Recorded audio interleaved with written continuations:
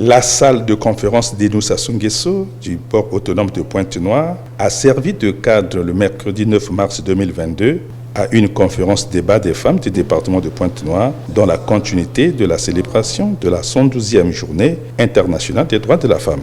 Invité d'honneur, le préfet de Pointe-Noire, le directeur général du port autonome, le représentant du député-maire de la ville et les femmes de toutes les couches sociales du département de Pointe-Noire. 2 allocutions ont retenu l'attention de l'auditoire au cours de cette matinée. Celle du directeur général du port autonome, Séraphin Bala, situant l'événement en rappelant le caractère d'interface que joue le port autonome de Pointe-Noire avec la ville pour abriter cette activité après son inauguration.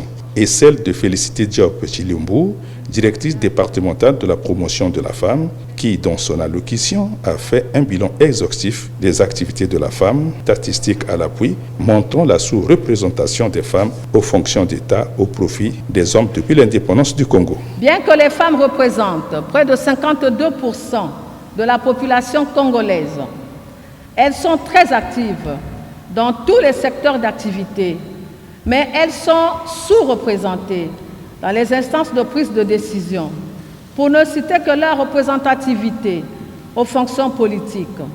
Aujourd'hui, nous comptons 7 femmes ministres sur 28 hommes. À la Cour constitutionnelle, nous avons 2 femmes, avec un pourcentage de 33%. À la Haute Cour de justice, 9 femmes sur 27 hommes, pourcentage de 25%.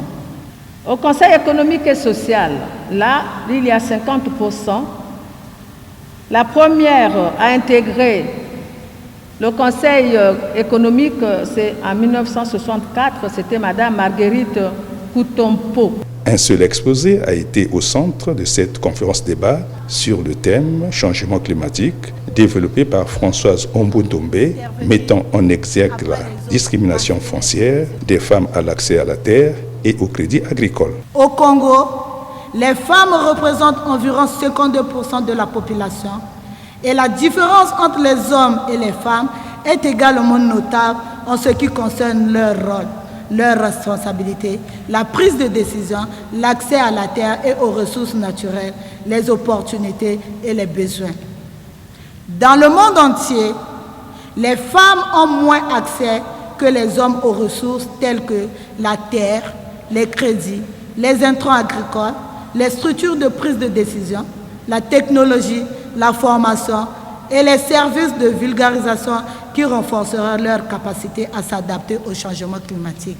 Des retrouvailles des femmes du département de Pointe-Noire organisées pour revisiter le sens de leur combat et de revendiquer l'égalité des sexes.